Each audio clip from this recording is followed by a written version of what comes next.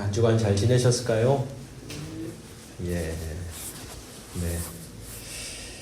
계속해서 하나님 나라에 대한 시리즈로 말씀을 이어가고 있습니다. 지난주 우리는 거대한 물이 세상을 덮치는 장면을 보았죠. 세상은 분명 씻겨 내려갔습니다.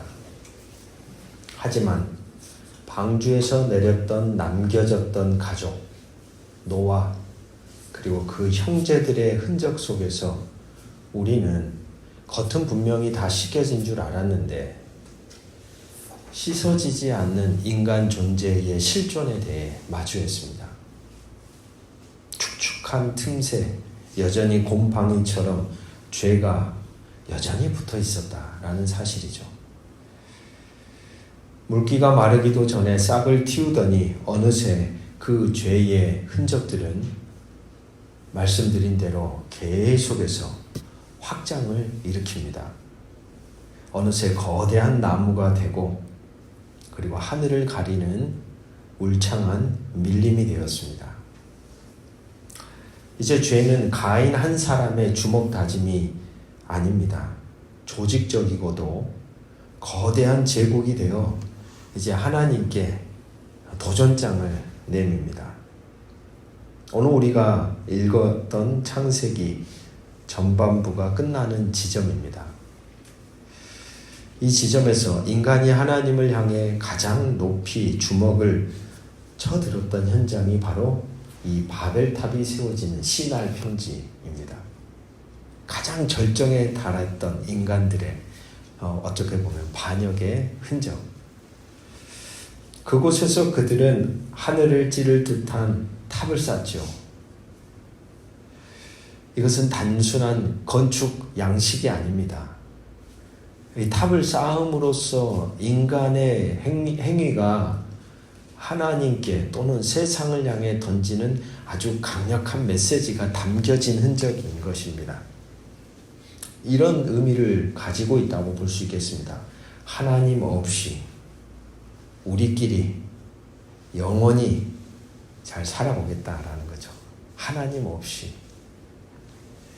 바로 인간의 한마디로 독립선언과 같은 현장, 그게 바로 바벨탑입니다. 천천히 하나씩 살펴보겠습니다. 동방을 떠돌던 사람들이 시날 평지에 다다릅니다. 그곳은 넓고 기름진 땅입니다. 그들은 제안합니다. 오늘 11장 3절의 말씀을 보면, 자, 벽돌을 만들어 견고히 굽자 하고 이에 벽돌로 뭘 대신해요? 돌을 대신한다 그러죠. 벽돌로 돌을 대신하며 역청으로 진흙을 대신하고.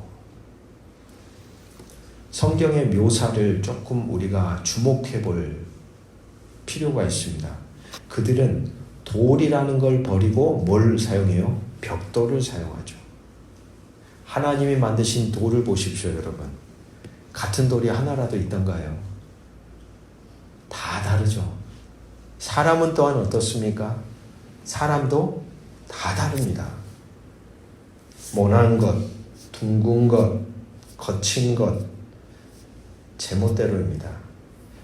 1층 그림책 거기 공간에 고구마 구마라는 그림책이 있습니다. 고구마 구마. 한번 뽑아서 읽어보시면 왜 이야기를 하는지 이해가 되실 겁니다. 거기 보면 다양한 고구마들이 등장합니다. 조그만한 고구마, 아주 길쭉한 고구마, 아주 똥똥한 고구마. 다양한 고구마들 뒤에 항상 반복적으로 그림책에서 끝나는 어미가 뭐냐면 고구마 구마. 맛있다는 구마, 작다는 구마, 이런 식으로 어미를 그렇게 붙여서 반복을 하는데, 거기에도 보면 그 책이 말하고 있는 게 꼭 그런 맥락입니다. 다 같은 고구마인 것처럼 보이지만 고구마도 저마다 다 다르다라는 거죠. 다르다. 크기도 모양도 다릅니다. 그러니까 여러분, 하나님이 만드신 세상을 보면 세상은 다양합니다. 다양성이 전제되어 있어요. 반면에 여러분, 인간이 만든 벽돌은 어떻습니까? 규격화되어 있습니다. 사이즈가 정확합니다. 목적에 맞게 규격화된 사이즈로 계속해서 오차가 없는 직선처럼 반듯반듯하죠. 깔끔하고 단정한 느낌이 듭니다. 똑같은 틀에 흙을 밀어넣고 불에 구워냅니다. 그 자리에 뭐가 없습니까? 독특성이 없는 겁니다. 개성이 없습니다. 오직 규격만 있을 뿐이죠. 세상은 그리고 제국은 사람들을 향해 이렇게 말합니다. 튀지 마라. 규격에 맞춰라. 그리고 너도 하나의 뭐가 되어라? 벽돌이 되어라. 모나게 튀지 말고 다 잘라서 그냥 우리랑 똑같은 사람이 되어라 라고 말하는 곳이 어디냐면 세상입니다. 여러분 인생도 그렇지 않습니까? 다양하게 살아가는 인생의 길이 세상에 펼쳐져야 되는데 사람들이 만드는 세상은 보면 답이 정해져 있는 것 같고 그 길만이 답인 것 같고 많은 이들이 한 길을 향해 막 달려가고 있는 것을 우리는 목격하죠. 하지만 성경은 우리에게 다른 걸 얘기합니다. 다양한 길이 있다는 거예요. 다양한 존재들이 있기에 당연히 길도 다양한 것이겠죠. 하버드대 토드 로즈 교수가 쓴 평균의 종말이라는 책에 보면 아이가 걸음마를 떼는 방식은 한 가지 정답이 아니라 무려 25가지 경로가 있다고 이야기합니다. 생명은 저마다의, 같이 한번 따라해볼까요? 리듬으로 걷습니다. 저는 이 말이 되게 중요하다고 생각합니다. 생명은 저마다의 리듬으로, 저마다의 시간 속에서, 저마다의 속도에 맞춰 걷는 거예요. 변한다 이 말입니다. 하지만 오늘 본문이 기록되고 있는 이 바벨탑 현장을 보십시오. 바벨은 묻습니다. 거기에는 관심이 없어요. 얼마나 빨리 쌓을 수 있는가? 얼마나 빨리 성취할 수 있는가? 얼마나 많이 모을 수 있는가? 라는 질문을 인간들에게 던지며 그 가운데 살아가는 그 세상 가운데 살아가는 사람들을 계속해서 채찍질하고 있는 것입니다. 여러분, 이러한 질문 속에서 살아가다 보면 고유한 자기만의 생명의 리듬을 우리는 잃어버립니다. 상실해버리는 거죠. 독특성이 점점 무너집니다. 빨리 굳지 않는 흙은 버려지게 되고 규격에 맞지 않는 돌은 세상의 기준에 따라 깨트려지고 쓸모없는 존재처럼 취급받게 됩니다. 우리가 사는 세상도 그렇지 않습니까? 효율이라는 이름 아래에 우리는 거대한 기계의 부속품인 벽돌이 되기를 강요받습니다. 그들은 진흙 대신 끈적한 역청을 바릅니다. 이것은 이전에 있었던 홍수에 대한 어쩌면 트라우마이자 반항이죠. 경험해봤잖아요. 노아가 생존해서 어떻게 살아남았는지, 얼마나 비가 왔는지 경험을 해본 이 사람들이, 여러분 참 이게 재밌는 대목인데, 왜 홍수가 일어났고 왜 하나님이 인간을 그렇게까지 하셨을까에 대한 본질적인 질문이 더 중요한 건데 이 질문은 던지지 않아요. 그리고 뭘 대비하는 겁니까? 또다시 치면 벽돌로 우리는 견고하게 세워서 더 이상 무너지지 않을 거야. 그래서 진흙을 바르지 않고 역청을 바르며 그들은 심판을 준비하는 사람들이 된 거예요.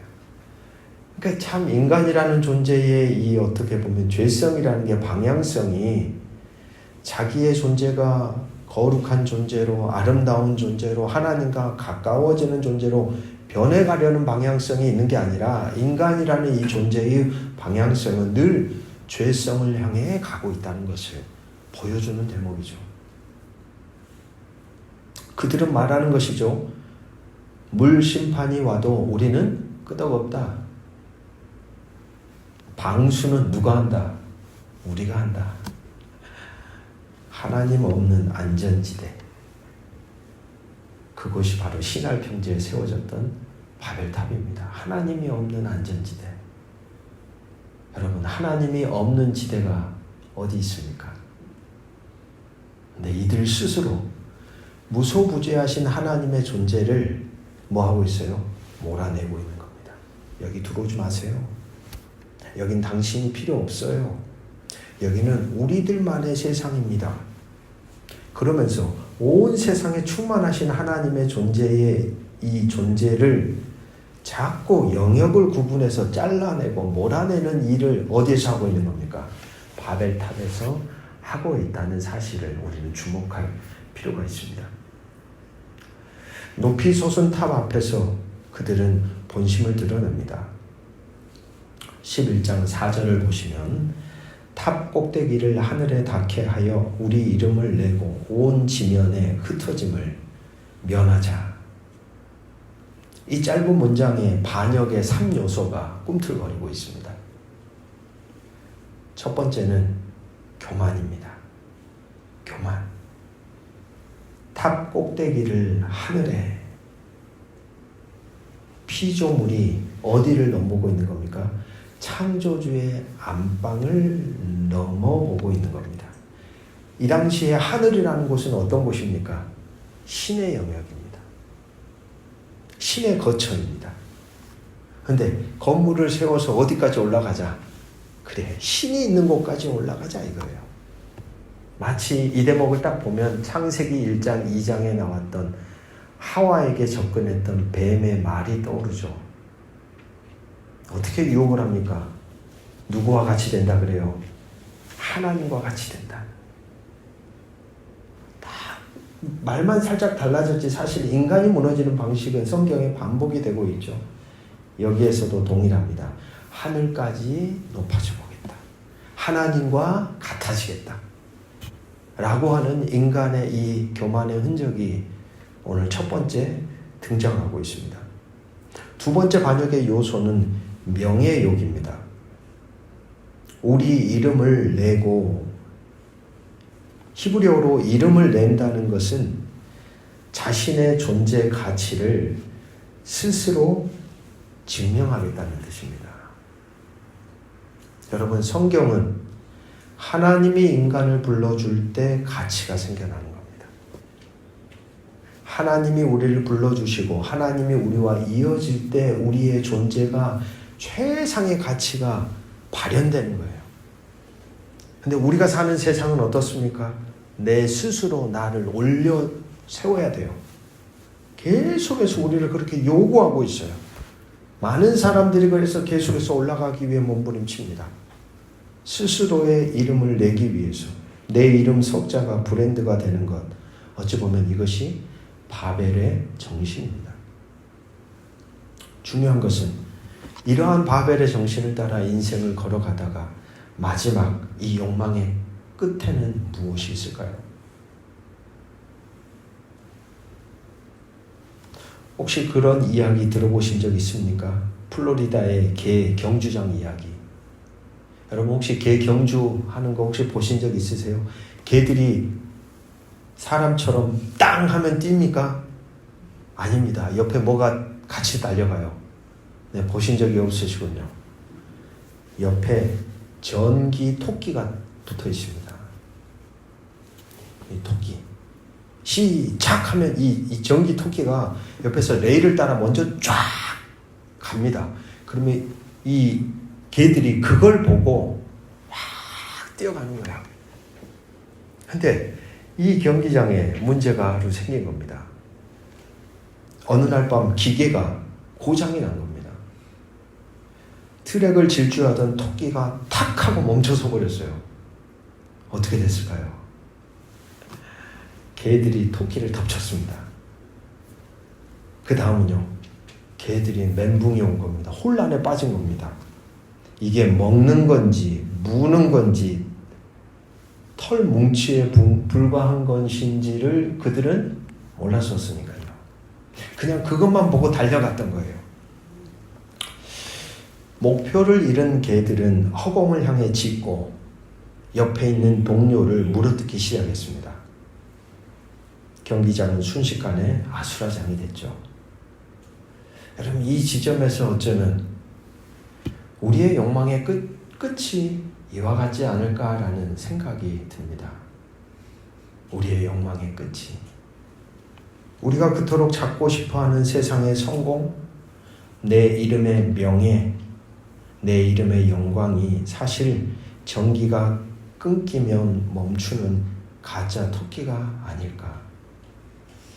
우리는 무엇을 보고 달려가고 있는가? 우리는 무엇을 위해 살고 있는가?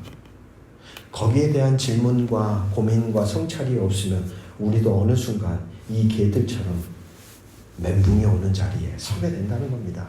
한없이 올라갔는데도 비참해지는 것이죠.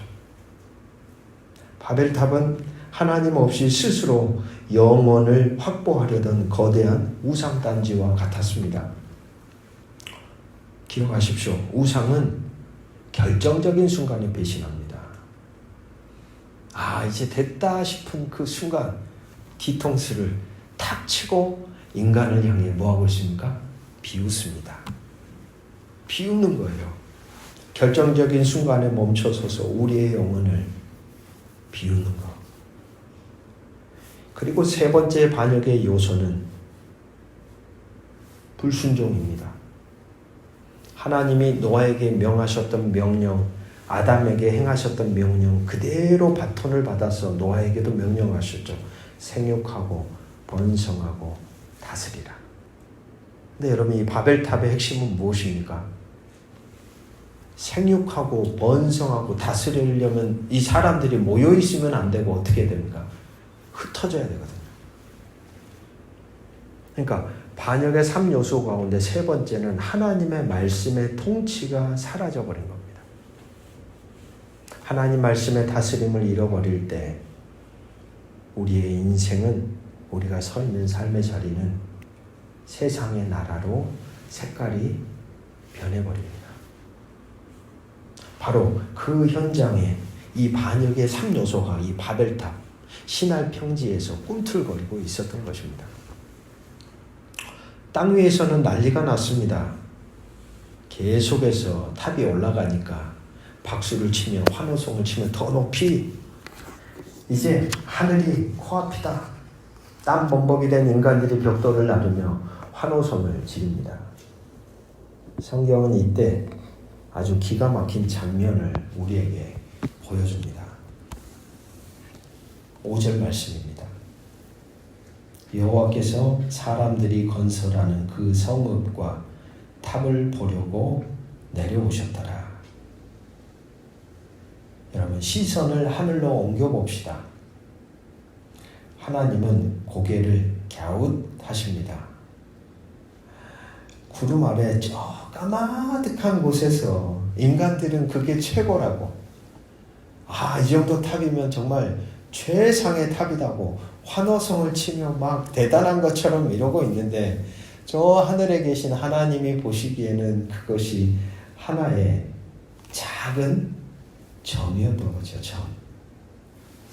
하나님은 그들이 무엇을 하는지 보시려고 허리를 깊이 숙이고 눈을 가늘게 뜨셔야만 했습니다. 인간에게는 그것이 위대한 마천루, 높은 건물처럼 보였는데 하나님 보시기에는 돋보기가 필요한 개미집이었다는 사실입니다. 우리가 자랑하는 최첨단 빌딩도 우주에서 보면 먼지 한 톨이죠. 여러분, 우주에서 보면 지구도 보일까요? 정말 한없이 작은 것이죠. 하나님은 번개를 내리꽂지 않으셨습니다. 하나님이 행하신 건 딱 하나 살짝 틀어놓으셨어요. 딱 하나. 언어를 비트십니다. 벽돌을 올려 라고 소리치는데 위에서는 망치 가져와 라고 듣습니다. 소통이 끊기자 경고하던 연합은 순식간에 아수라장이 됩니다.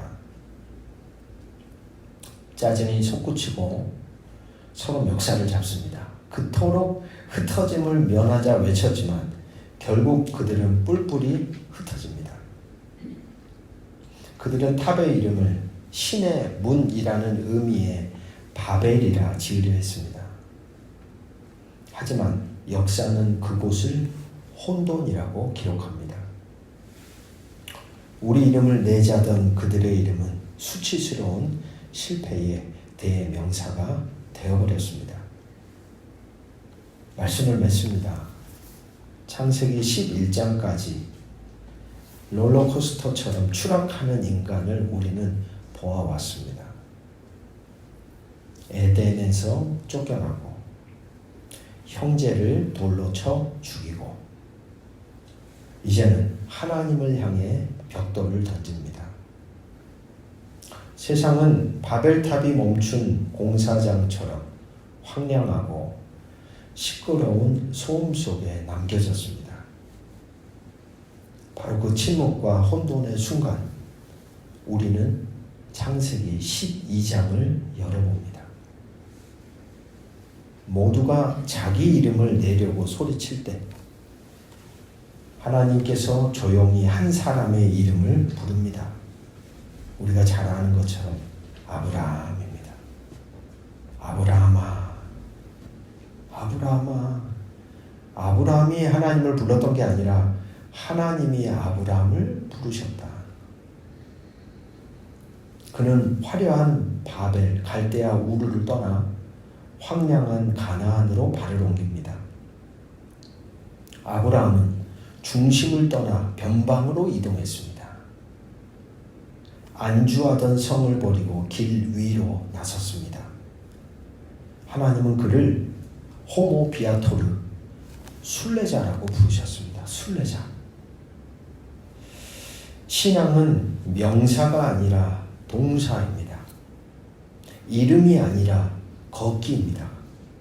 바벨 사람들은 우리의 이름을 내자 하며 악을 썼지만 하나님은 길 떠나는 아브라함에게 약속하셨습니다. 내가 같이 한번 따라해 볼까요? 너의 이름을 창대하게 하리라. 여러분, 이게 방향이 전혀 달라지죠. 우리가 스스로 이름을 내보자고 했던 바벨의 소리가 12장에서는 이제 하나님이 내가 너의 이름을 창대하게 하겠다라고 바뀌어졌다는 겁니다. 오늘 우리의 이름을 쌓는 벽돌공의 삶을 멈추십시오.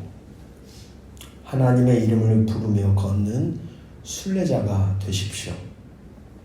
벽돌을 놓아버린 여러분의 빈 손을 하나님께서 가장 강한 손으로 붙잡아 주실 것입니다. 오늘도 우리의 삶에 함께 하시는 하나님, 우리의 존재 상태에 따라 변하시는 분이 아니라 우리의 어떠한 상태 속에서도 당신은 늘 한결같이 우리와 동행하십니다. 그 사실이 오늘 우리에게는 위로가 되고 소망이 됩니다. 너무나도 연약해서 흔들리고 때로는 안으로 괴로워하고 때로는 밖에서 일어난 문제들로 신음하는 정말 갈대와 같은 존재. 그러나 한결같으신 당신 때문에 오늘 우리는 지금의 자리에서도 숨을 쉬며 걸어갑니다. 오늘도 우리에게 그런 은혜를 주셔서 고맙습니다. 주님, 우리는 흙을 이겨 벽돌을 구웠습니다. 부드러운 흙이 불 속에서 딱딱하게 굳어질 때 우리의 마음도 함께 굳어버렸습니다. 하늘을 찌를 듯 탑을 쌓았습니다. 우리 이름을 남기지 못하면 사라질까 두려워 상대의 어깨를 딛고 올라서며 높이, 더 높이 비명을 지르듯 올랐습니다. 하지만 주님, 우리가 잡으려던 것은 멈춰선 기계 토끼였습니다. 안전하다고 믿었던 역청 바른 성벽은 우리의 감옥이었습니다. 하늘을 향해 내지른 제국의 함성은 한 줌의 바람 앞에서도 흩어지는 먼지와 같았습니다. 내려오십시오, 주님. 말이 통하지 않는 혼돈의 폐허 위에 다시 찾아오십시오. 우리 각자가 쌓아올린 교만의 탑을 허무시고 길 없는 것으로 우리를 밀어내시는 그 손길이 심판이 아니라 은혜였음을 이제서야 깨닫습니다. 이제 벽돌을 쥐었던 손을 펴 빈손이 됩니다. 우리의 이름을 지우고 당신의 이름을 부릅니다. 안주하던 성을 떠나 별을 따라 걷는 순례자의 길 위에 비로소 우리는 숨을 쉽니다. 우리가 걸어가는 우리의 길의 길이 되시는 예수 그리스도의 이름으로 간절히 기도드립니다. 아멘.